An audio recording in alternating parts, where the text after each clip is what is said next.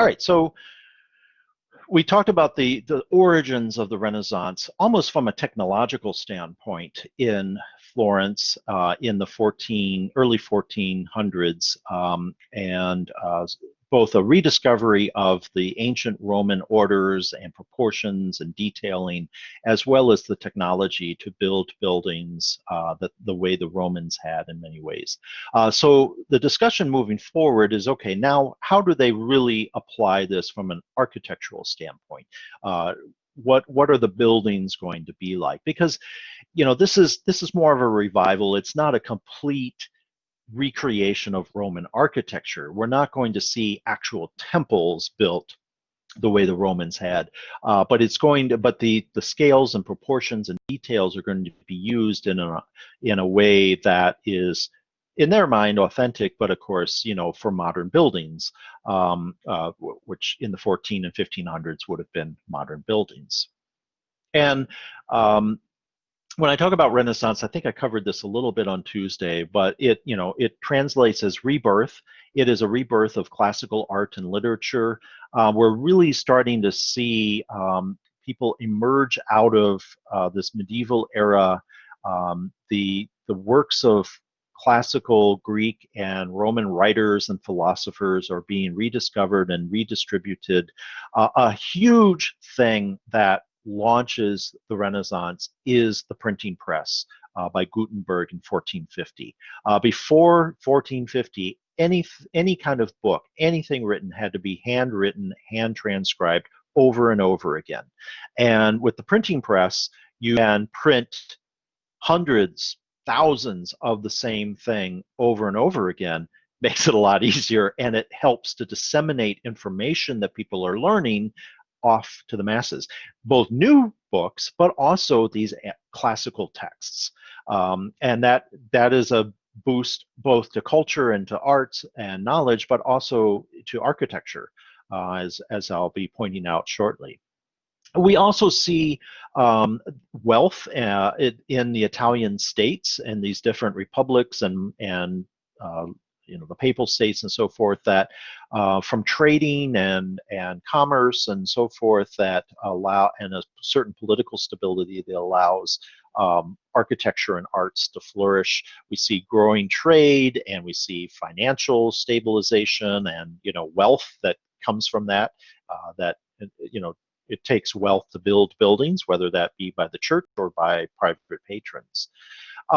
We also start to see the end of a lot of the plagues and the Black Deaths. They reoccur every so often, and they're nasty. I mean, a bad plague would wipe out 20% of the population in a matter of months. I mean, the pandemic that we're facing today, as awful as it is, we have modern medicines that save most people, not all, sadly, but it would have been a lot worse. The 1918 flu pandemic killed a lot more people because we didn't have the modern medicines that we do today. Back then, the modern medicine they had was, well, if you were sick, we would leach blood from you. We'd use leeches to suck the blood out of you because they thought maybe the illness was in your blood. Well, that would just drain people of their blood, and they would die from that if they didn't die from the illness. It could easily wipe out 20% of the population. That is a massive number of people to lose, and it created an incredible amount of instability. Wars were sometimes won or lost based on whether you suffered a plague or not, or your enemy did.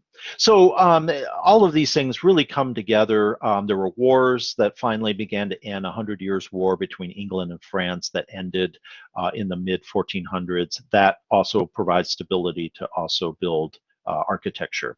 Also, the French wind up invading Italy, some of the Italian states, in the late early 1500s, and they bring back with them some of the, like Leonardo da Vinci actually winds up going to France and living under the patronage of the French king, and disseminating information that way too. So all of these things come together to create the Renaissance between 1400 and 1600. And one of the hallmarks of the Renaissance is something known as humanism. And prior to this, in the Middle Ages, after the fall of Rome and before the Renaissance, really everything is geared towards spirituality and to God and religion. And I don't mean to belittle that. That's an important to many people's lives. But humanism is the idea of study and arts and culture focused on the human experience, and not everything tied to your salvation of your soul. And this is why we start to see a resurgence in the classical texts of, Plato and Socrates and, writers of the Roman era and the arts and so forth. And we start to see in art an emphasis on human emotion that becomes important, which is not a part of, saving your soul. Your emotions are meaningless. It's only about saving your soul. Humanism is about the feelings that we have and expressing those. And so, when we talk about in college, you can study science and technology, or you can study the humanities. That is humanism. That's the concept of humanism. Art and literature and so forth is the revival of that starts in the Renaissance period. And a lot of this existed, and it was just buried in monasteries, and the Byzantine Empire that had survived the fall of the Western Empire in Rome, it actually began to fall in this period to the Ottoman Turks, the Muslim invaders, and many of the scholars and scientists and so forth that still survived in the Byzantine Empire. They actually fled that and came to the Western, especially to Venice and so forth, and brought that technology and that literature and art with them, and that helped also spread the Renaissance in Western Europe. And so really we begin, this also translates into architecture. It starts in Italy, starts in Florence, and then it begins to spread. And we'll talk a little bit more about that. There's several periods of the Renaissance. In the 14th century, the 1300s, we have the Trecento. This is, the sort of seeds have been sown of it, and we start to see some dissemination of it. But really, it's in the 1400s that we really get into the early Renaissance period with Brunelleschi in Florence and so forth, the Quattrocento. By the 1500s, we get to the height of the Renaissance era itself, the Cinquecento, and then in the 1600s, sort of go past the Renaissance into the Baroque period. It's more of an evolution. We'll talk about Baroque extensively, but it's all based on the Renaissance classical antiquity that starts really in the 1400s. So the lectures I'm giving here are going to be built upon. And sometimes we're going to jump ahead, or we're going to kind of go into an era that sort of ignores the Renaissance, it ignores antiquity, but we almost always are going to come back to it. And so, what we'll be learning over the next few lectures here will stick with it. Unlike, say, in the fall semester where we learned about our cultures, civilization, and sometimes that was it. It was a sidetrack. We learned about it, and we didn't hear much about it again. With the Renaissance, it is referred to again and again and again by arts and architects. Okay, so I'm going to kind of skip. You can read through this on your own time. I want to kind of move along here. One of the earliest Renaissance figures is known as Petrarch. He is considered sort of the father of humanism and a father of the Renaissance. He was a scholar. He went around to monasteries. He would actually travel all over Europe, especially in Italy, and dig up these buried manuscripts from antiquity that had been kept by monks and survived, and would help disseminate that. And so a lot of, began this process of rediscovering these ancient texts and ancient scholars and artists and so forth. You might even consider him one of the first tourists, because he had the wealth and the ability to just sort of travel on his own for his own purposes. That was something that was almost unheard of in this era. He helped rediscover the writing and letters of Cicero, the great Roman senator, which everybody's probably familiar with at least the town of Cicero, right, the suburb here, which was named after the Roman senator, and that all ties in. So let's talk about architecture here. And we'll stay in Florence initially here, and we'll talk about the Palazzo Medici. This was one of the earliest pure Renaissance buildings. The architect was Michelozzo de Bartolomeo. I don't have Marcello here this semester to help me with my Italian, but I'll try not to slaughter it too much. So 1446, a little bit after the completion of the dome at the cathedral, we're starting to see an actual expression of Renaissance architecture. This is a secular building built by the Medici family. They were the predominant family of Florence during this period. They've controlled the levers of power. They were probably the wealthiest family. A number of Medici were involved in the church as bishops and cardinals and even popes. The ones that weren't in the church basically ran the city and the state of Florence, the territories that they controlled. So very wealthy. Yeah, Joman. So that was like the early Italian mafia. Yeah, well, yeah. I mean, I suppose they probably ruled with an iron fist a little bit too, to be sure. But yeah, the mafia is more of a southern Italy and Sicilian thing. But any Florence was a republic, and again, I think I mentioned that, not quite the republic that we think of today in the U.S. That some people had a vote. If you were wealthy, if you had land or property, you could vote, which excluded most everyone, right? But it at least had a semblance of power sharing and a transition of power that doesn't exist in a monarchy, right? Where you have a king and, an autocrat, and they rule with an iron fist, and the only way to get rid of them is to lop off their head. This is a little bit different, but even today, people say, gee, the politicians are the ones with power and money and so forth, right? So, things don't always change too much, I suppose you could say. So anyway, they have the wealth to build this palace in town. A palazzo means palace in Italian. And so the Palazzo Medici is the palace of the Medici family. And we see on the outside several things that are going to become hallmarks of Renaissance palaces.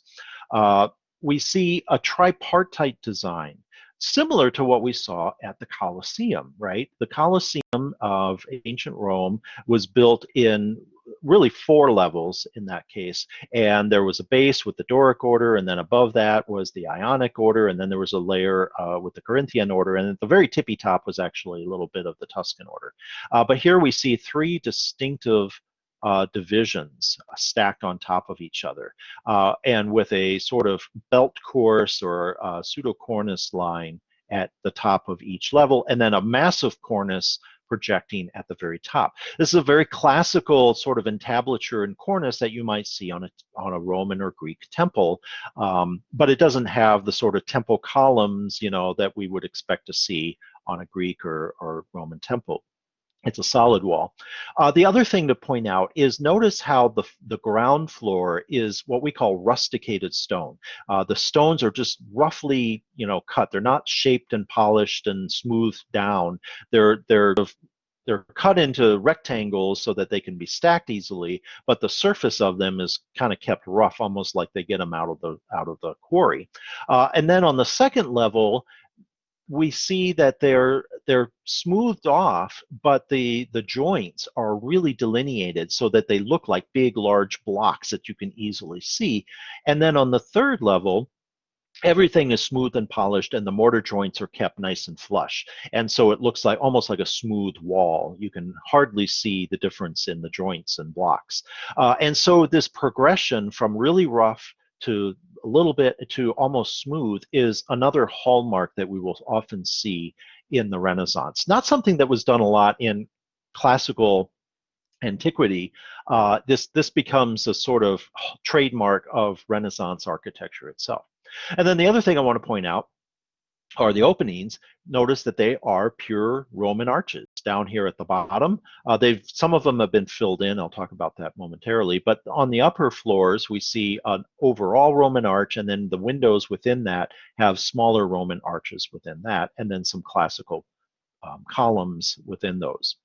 I got a couple of other slides to show you. Here's a good sort of elevation view showing, it's a big building. Like I said, the Medicis had a lot of wealth and power.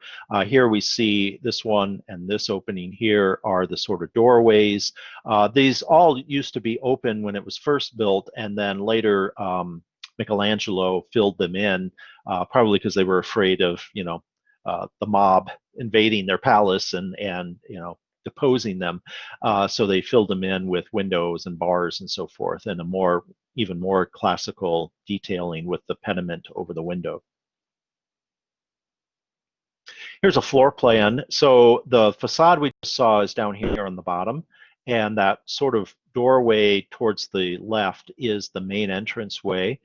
You would have walked through a vestibule. That was another Roman term we learned in Roman houses, into the primary courtyard with an opening in the center, just like in Roman houses had, actually. And this was the circulation space.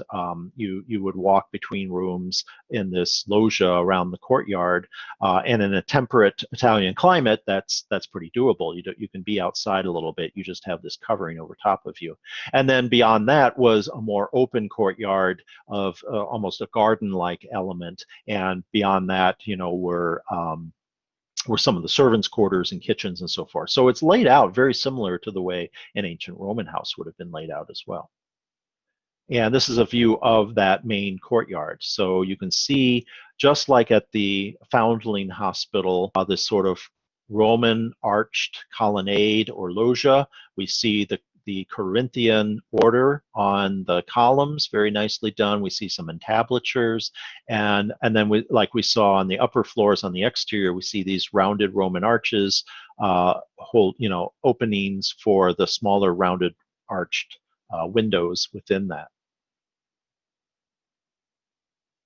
And then this is a detail of the infilled window. This was done by Michelangelo in 1517. Again, they wanted to maybe a little more security, so they infilled these openings.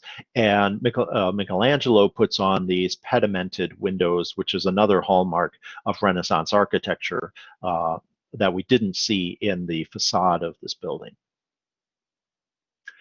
So another figure really critical in the Renaissance is Leon Battista Alberti. He was born 1404, dies in 1472. And he was another Renaissance man. If you've heard this term Renaissance man, it refers to the idea of someone who has knowledge about so many different things. So he was an author, he was an artist, an architect, a poet, a priest, philosopher, and so forth, so on and so forth. He had an ego too. If you read the little quote here, that's from his autobiography. So he writes this about himself. He was devoted to the knowledge of the most strange and difficult things. I think that's an interesting way of putting it. But he's very important in architecture for a number of reasons. Here's all the different books he wrote. And again, before 1450, these would have had to have been handwritten and hand transcribed. But after 1450, they can start to publish these books and disseminate them around the continent.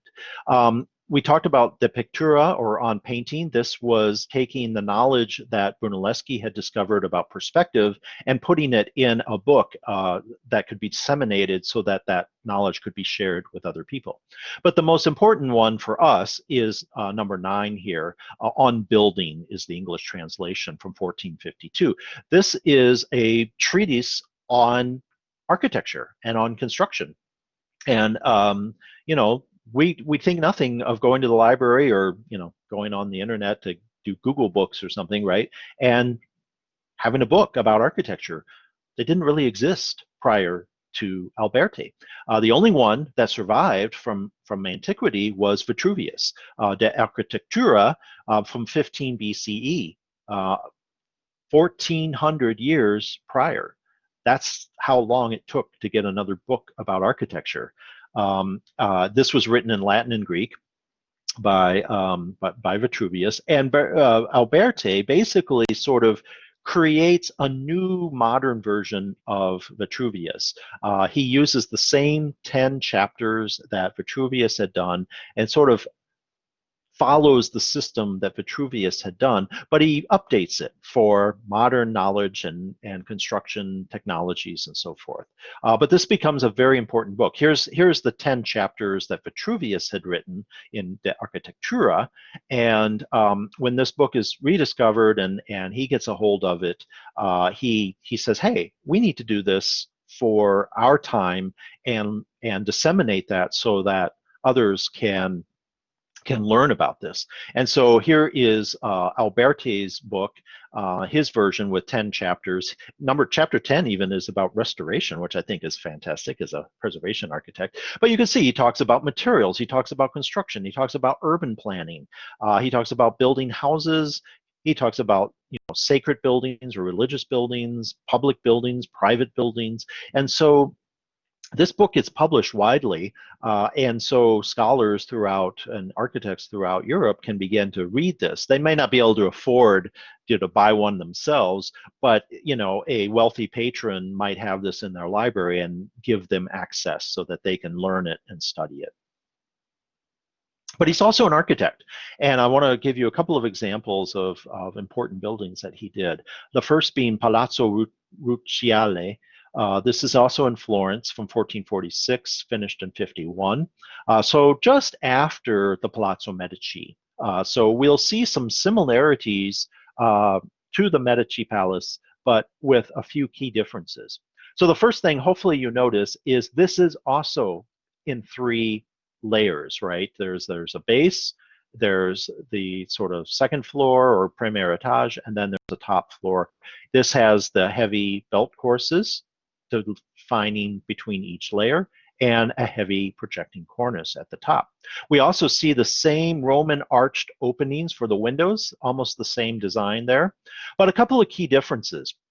We see a little bit of rustication, but not the same way at Palazzo Medici. The stones here on the bottom have these heavy, shadowy mortar joints, but he actually continues that all the way up. He does not kind of go from the heavy rustication, steps up to the sort of heavy joints to a more smooth surface. He keeps the same thing on each level, but he follows the tradition of the Colosseum, in which the bottom layer has the Doric simple order, the second floor here has the Ionic order, and then the third floor, you can't really see it well, but it has the Corinthian order. That's the order, way the orders were used, layers at the Colosseum. And so he's taking that inspiration and he's applying that here at the Palazzo Lucia. Here's a different view of it. He also introduces these benches on the outside. This is a little bit of an urban planning thing. A wealthy family like this would have had a lot of people that would come to them asking for favors. If we're going back to the mafia reference that Juman raised, if you've seen The Godfather, right, the wedding scene at the beginning where because it's a celebration, people come and they ask a favor of the Godfather, right? Well, the similar thing would apply here, in which, if you needed a loan, if you needed a favor, or if you had a conflict with a business conflict or something like that you needed settled, you might come to this powerful family in order to get that accomplished. And so, throughout a day, people would be lined up outside. Well, Alberti says, well, I'll give them a place to sit down. It was kind of a nice little favor to them. And in a way, that's the sort of, right, the family saying, hey, we care about you. We're giving you a chance to be comfortable while you wait to come in and see us. And then we're going to charge you an outrageous interest rate on your loan or something like that. But, it's a symbolic offering, at least. Here's an elevation view of it. You can see it's not quite as large as the Medici Palace. They were a lesser family, wealthy no less, but you get the similar design. I think you can really see a lot of similarities with the Medici Palace. The other thing I want to talk about, and one of the most important buildings I'll be talking about, so hint, hint, make sure you write some notes and then study this one. This is Santa Maria Novella. This is from 1456, finished in 1470. And it's really just the facade. This is another case where we had a Gothic era church, but the facade on front was very plain brick, like was often done before then. And they turned to Alberti and they said, hey, we want to put on a more appropriate, beautiful facade to this. And click on it here. This is the design that Alberti comes up with.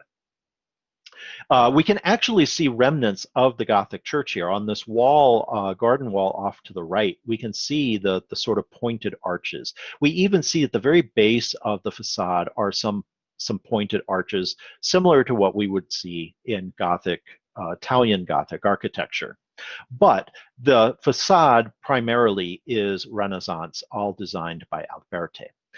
We see again some similarities. I'll show you again to San Miniato al Monte.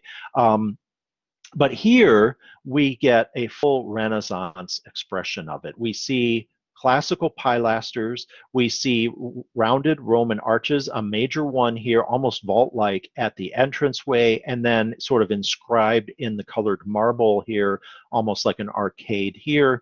But on the top, covering the top upper part of the nave, we see a Roman temple, or at least the form of a Roman temple. We see the pilasters.